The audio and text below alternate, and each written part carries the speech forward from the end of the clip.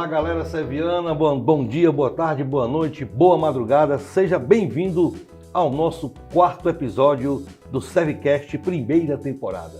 E hoje temos a presença ilustre de dois baluartes, dois ilustres da educação do estado do Piauí da área de linguagens, professores Tibério Secondes e Patrícia Lima, a internacional. E aí, professor Tibério, tudo bem? Como é que vai? Tudo bem, professor Neto Ceará, é um prazer para mim estar aqui presente para contribuir aí nesse processo tão importante aí de desbastar as arestas aí, dirimir as últimas dúvidas que ainda sejam persistentes para que nós possamos ajudar nosso aluno seviano a ter um excelente vestibular. Beleza, beleza. Tudo bem? Pati Lima, internacional. Anota 7.000, nota 7.000. Porque são 7 anos consecutivos da heptacampeã Pati Lima, internacional. Tudo bem, Pati Lima? Tudo tranquilo, Neto. Estamos aqui para tentar sanar aquelas últimas dúvidas que, porventura, algum aluno, depois de tantas aulas, de tantos textos produzidos, que algum aluno tenha, a respeito de alcançar a nota, o que nós esperamos, a nota máxima na redação do Enem. Beleza, beleza. Sim, professor Tibério, vamos começar aqui com o senhor, conversando aqui alguma coisa sobre a língua portuguesa, né? Sabemos que sua expertise é língua portuguesa, a parte também de interpretação de texto, né? Uhum. Dentro dessa visão, professor Tibério, desse novo Enem, desde 2009, a gente sabe que as questões são bem contextualizadas, tem textos motivadores, etc. Qual seria aquela dica para que o aluno possa interpretar melhor uma questão em nível Enem? Excelente. Bom, aproveitando que o senhor de antemão já comentou que essa prova é uma prova bastante textual, isso se deve em muito àquilo que se conhece como perspectiva socio-interativa da linguagem, a partir da qual o indivíduo precisa refletir sobre os estratos linguísticos, não apenas levando em conta os seus aspectos idiosincráticos, os detalhes, mas levar em conta os empregos, as funcionalidades, os propósitos comunicativos aos quais os textos visam atingir. Então, o que acontece? O que o aluno precisa levar em conta para ser bem sucedido na prova do Enem? A competência 6, na habilidade 18, exige que o aluno tenha um bom reconhecimento das tipologias textuais, a saber, narrativa, descritiva, injuntiva, dissertativa e expositiva, e, é claro, também conseguir identificar essas tipologias nos milhares de gêneros textuais existentes. Segundo o professor Marcuski, que é uma das maiores autoridades nos estudos de gêneros textuais no Brasil, existem pelo menos 6.000 gêneros textuais à disposição dos usuários da língua. E é óbvio que nós precisamos, ao analisar um gênero textual, levar em conta diversos aspectos, como o momento em que o texto foi produzido, por quem foi produzido, com que destinatários, em que momento da história esse texto foi produzido, em que canal esse texto circulou, o nível de registro linguístico, se culto ou se coloquial, que foi empregado nesse texto. Cada um desses detalhes são extremamente relevantes para que o aluno possa olhar o texto, compreendê-lo de uma maneira holística, global, e conseguir ser bem-sucedido, por exemplo, na hora de analisar a habilidade 23, segundo a qual o aluno precisa reconhecer a função social do texto, ou, por exemplo, para identificar uma habilidade 21, que é o texto como uma forma de estimular o indivíduo a mudar seus hábitos, a se transformar enquanto cidadão, ou mesmo a habilidade 22, que é a habilidade de interpretação pura, a partir da qual o aluno vai precisar reconhecer temas, assuntos ou opiniões. Então, aluno seviano, você precisa saber, ao fazer a leitura do texto, todo detalhe é importante, até mesmo a referência bibliográfica. Às vezes, o canal em que o texto foi publicado é decisivo para que você possa resolver uma questão. Eu lembro de uma questão recente, a qual apresentava um discurso de luta por igualdade étnico-racial, e quando você lia a referência bibliográfica, estava lá, discurso de Desmond Tutu. Então, ali era o suficiente para o aluno saber que aquele texto tinha reverberações no apartheid, na política segregacionista da África do Sul. E essa informação era importante para a resolução da questão. Portanto, muita atenção aos detalhes, funcionalidades, momento histórico, quem escreveu, para quem escreveu, com que objetivo. Tudo isso vai ser muito importante para que o aluno seja bem sucedido nas questões de linguagens. Meu Deus do céu, que coisa! Fiquei impressionado agora porque Esse rapaz falou um bocado de coisa que eu não sabia de nada, né? Agora aprendi, graças a Deus, questão das tipologias, gostei demais. Não sabia, obrigado, que agora vou ter muito mais atenção quando eu for ler agora qualquer que seja o texto, né? Porque informações realmente relevantes. Sim, professora heptacampeã, Patilima Internacional. Redação é uma prova que tem um peso monstro, né? No Enem, é uma prova que vale 1000 pontos. E isso aí é uma questão, agora bem idiosincrática, Tibério e Patrícia. Eu acredito que redigir seja tão difícil porque quando você escreve, você põe para fora algumas verdades que você acredita, né? Sim. E às vezes nós temos até medo das nossas próprias verdades. Então é uma coisa bastante complicada. Mas, deixando de lado a minha opinião, sabemos que a redação é um texto dissertativo argumentativo, é ponto pacífico, né? Dentro desses temas que sempre são temas que envolvem questões sociais, essas questões que é a intervenção que o aluno tem que fazer no final. Ah, professora Paty, a senhora acredita assim na possibilidade de algum tema específico ou não?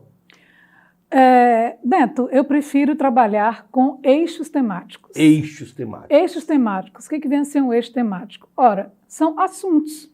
Assuntos que estão aí na mídia, a exemplo do assunto educação, o assunto saúde, muito importante neste ano, né, de pandemia, o assunto cidadania, o assunto inclusão, os temas do Enem, eles são escolhidos a partir de um eixo temático.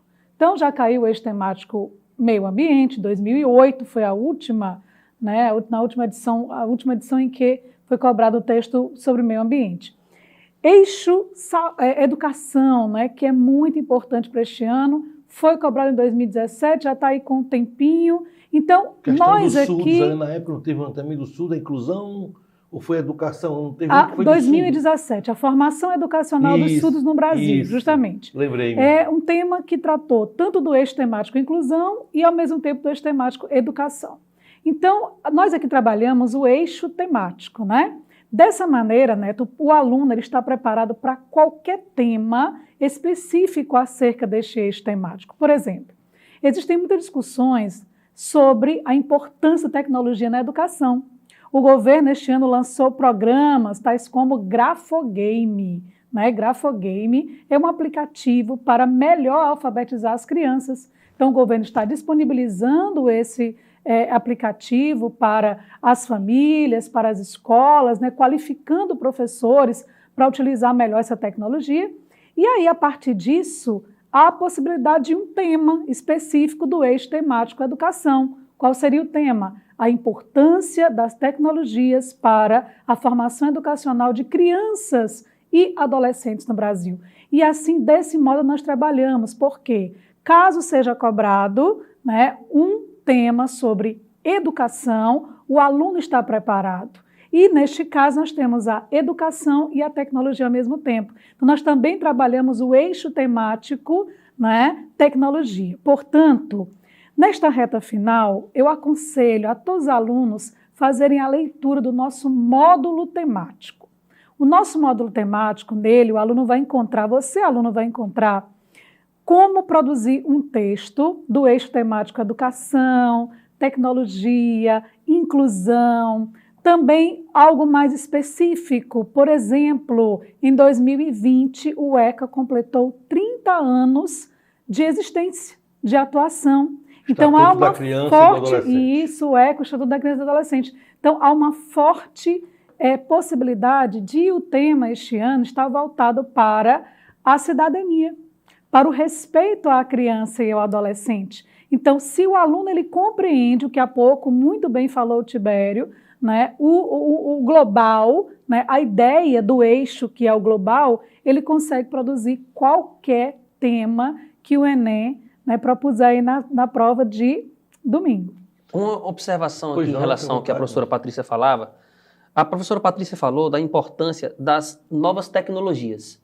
Duas competências da prova de linguagens, a 1 e a 9, e as habilidades que giram em torno dessas competências, exigem que o aluno seja hábil no que tange ao letramento digital.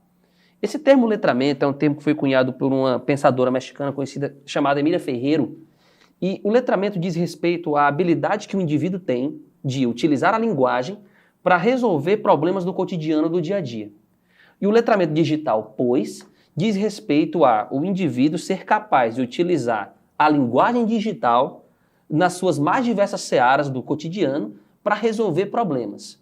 Por exemplo, é o indivíduo ser capaz de ir até um caixa eletrônico e sacar um dinheiro com eficácia, é o indivíduo ser capaz de ir até vamos dizer assim, uma cafeteira eletrônica e conseguir tomar o café correto, de acordo com o que ele tinha pretensões, pagar o valor certinho. Pagar o estacionamento do shopping usando o cartão. Exatamente.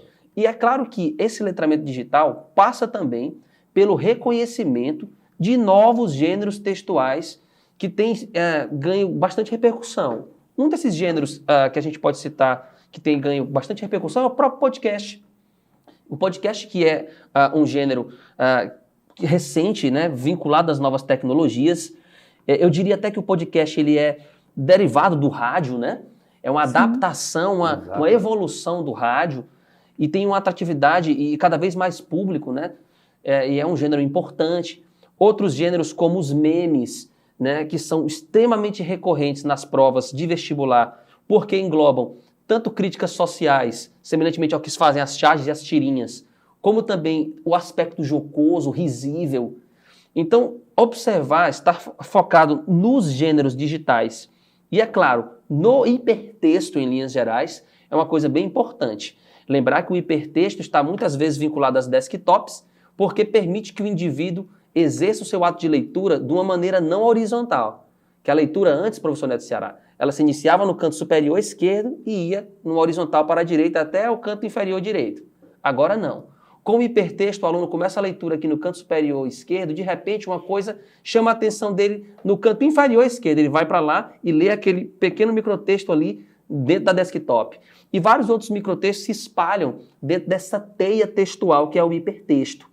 E é claro que uma pessoa que está se letrando digitalmente vai ser eficaz na leitura desses gêneros textuais vinculados à tecnologia, o podcast, o infográfico, os memes e tantos outros que são extremamente recorrentes na prova do Enem. Então, a sugestão, procure responder também questões, nesse momento, nessa reta final, de gêneros digitais, porque o letramento digital é abrangido tanto na competência 1 quanto na competência 9 da prova de linguagens. E o Enem já cobrou por 2 edições a importância da tecnologia, né? Nós tivemos o ano de 2011, quando a ONU declarou que o acesso à internet é de fundamental importância para a humanidade. E também no ano de 2018, né, com a manipulação de dados, né, e dados fornecidos pelo próprio, lembrou? De dados, né, fornecidos pelo usuário. Então essas questões elas podem este ano mais uma vez estarem presentes por meio de textos motivadores em um tema que relacione a importância da tecnologia para a formação educacional, principalmente de crianças e adolescentes brasileiros. Perfeito. Você está acompanhando o nosso 4º episódio do SEVcast, primeira temporada. A primeira temporada serão 6 episódios, que são as provas que antecedem o primeiro dia de provas do Enem, e na semana que vem haverá mais 6 episódios que irão anteceder as provas de natureza e matemática. Tá bom? Então, 4º episódio, o SEVcast, estamos aqui com as presenças dos professores Tibério Secondes e Pati Lima, a heptacampeã e a internacional Pati Lima. Pati Lima, vamos supor que o aluno mesmo seviano, apesar de todo esse emaranhado de informações, a senhora tem aquele caderno de notícias, tem os módulos temáticos, as discussões que são feitas, as técnicas que a senhora explica em sala de aula de como introduzir, tópico frasal, não sei o que, coerência, coesão. Estou chutando aqui, não sei não. Sim, estou chutando corretíssimo. Aqui, né? Estou chutando aqui. Uhum. E vamos supor que chegou na hora da prova, o aluno ficou assim meio... Ele só tem o texto motivador para poder dar uma orientação. Tem alguma dica especial para extrair mais coisa desse texto motivador e colocar na redação ou não pode? Bem, o aluno não pode copiar. E, infelizmente, este ano, para a correção dos textos, né, agora de 2020, nem mesmo parafrasear. O Enem deixou muito claro isso nas postagens que foram feitas recentemente pelo INEP. Nem mesmo parafrasear. Eu iria falar sobre isso daqui a pouco. Nem mesmo parafrasear, copiar, nem pensar. Então, o ideal é que o aluno leia o tema e busque o eixo temático do tema, porque ele buscando o eixo temático do tema, ele será capaz de fazer correlações. Então, a função maior do texto motivador é fazer com que o aluno, dentro do texto motivador, busque qual eixo outras temático. Informações. Exato. O eixo temático ele encontra no tema. No tema. Né? O tema que traz o assunto. Certo. E do assunto ele consegue facilmente perceber o eixo temático. Os textos motivadores, eles trazem correlações. Muitas vezes eles trazem dados, eles trazem exemplos de conhecimento público, eles trazem também referencial histórico, filosófico, e a partir disso, o aluno ele é capaz de perceber quais outras informações ele poderá apresentar na sua redação. Outra dica também, Neto, quando isso acontecer, é o aluno partir para a prova de linguagens, responder 3, 5 questões da prova de linguagem, ler alguns textos da prova de linguagens, para que, dessa forma, ele consiga extrair também informações. O cérebro dele vai continuar também a trabalhar, né, em busca de informações para a produção do texto. E isso pode contribuir consideravelmente para quando ele concluir a resolução de algumas questões da prova de linguagem, ele voltar para a produção do texto já com mais informações, com mais ideias ainda, e assim compor a sua redação. Beleza. Professor Tibério Secone, no meu tempo, que eu sou motor 5.2 turbo, né, a gramática normativa tinha uma importância, poxa, na minha época eu fui obrigado quase que decorar a gramática do Antônio Saconi, que era um absurdo. Estou falando de 1983, 84, 85, há alguns anos, né? Mas a gente sabe que com o advento do Enem, a questão das interpretações, a gramática, especificamente na prova do Enem, excetuando a redação, porque sabemos que na redação a linguagem tem que ser a linguagem normativa, tem que ser culta, não é isso? Sim. Porque ela vale ponta, perde, se eu não me engano, são 200 pontos. 200 pontos. Se eu não me engano, é isso aí. Dentro da prova do Enem, daquelas questões que estão lá, Tibério, como a gramática pode ser decisiva em algumas questões? Absolutamente decisiva a gramática será para a resolução de muitas questões. Vou lhe dizer por quê. Por exemplo, hoje, pela manhã, eu resolvi uma questão que era uma charge na qual a primeira parte da charge dizia assim, ó, médico da família. Aí o indivíduo sendo recepcionado por um cidadão na sua casa, muito educado, muito gentil, e embaixo o médico na família.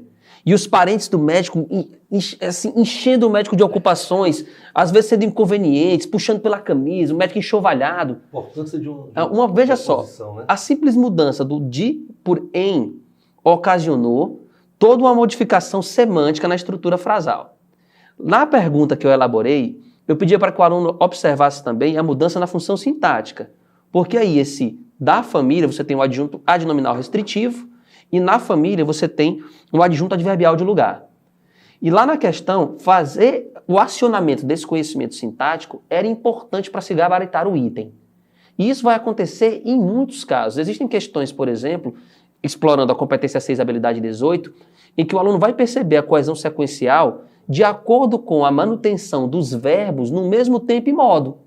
Como é que ele vai perceber essa coesão sequencial?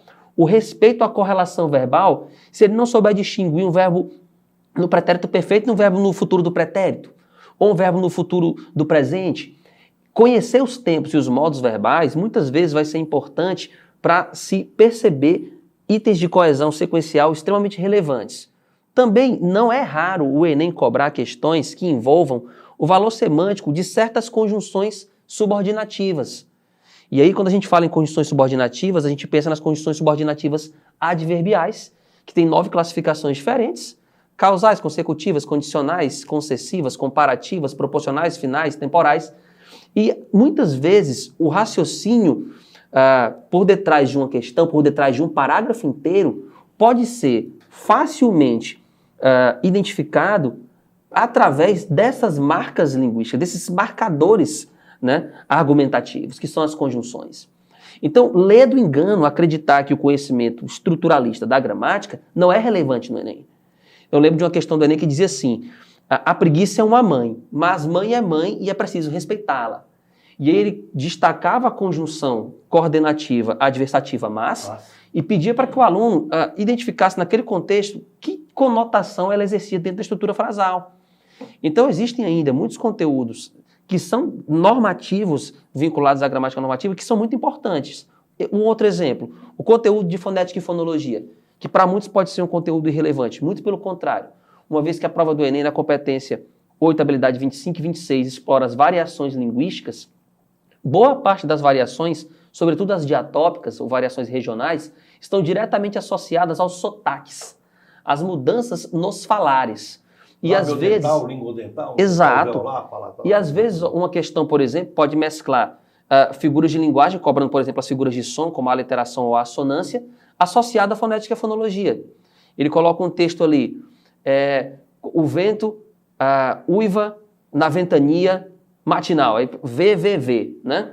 Aí você tem uma aliteração. E aí, um outro exemplo, você pega ali uma cena, por exemplo, do filme Era Uma Vez em Hollywood, em uma cena em que o Leonardo DiCaprio diz: chame aquele criador de cavalos cretino para pagar o resgate. Criador de cavalos cretino. Que? A repetição do som consonantal. Lá o examinador pega e diz, ó, a aliteração é uma figura de som que consiste na repetição reiterada de um som consonantal.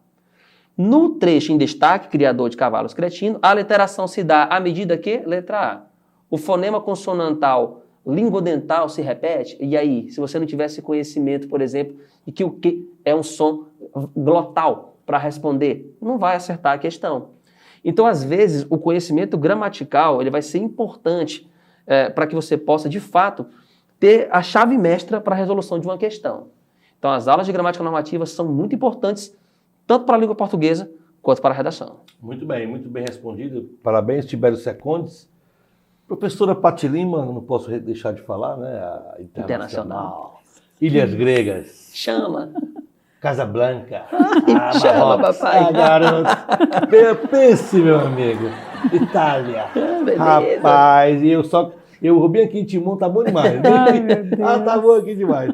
Pati Lima, não sei se eu falo por mim ou falo pelos alunos, eu acho que uma grande dificuldade na hora de você fechar a redação é justamente aquela informação final que você tem que fazer, dar uma sugestão, fazer uma intervenção, Sim. né? Uhum. Alguma dica especial para esse grande finale? Bem, as propostas de intervenção, elas devem estar na conclusão, justamente no final, né, no último parágrafo.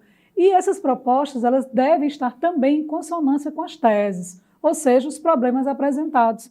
Então, se você escolhe como tese 1 a inoperância governamental quanto à disseminação de projetos pedagógicos, lá na proposta 1, lá na conclusão, você deve apresentar, né, uma solução, uma medida para esse problema.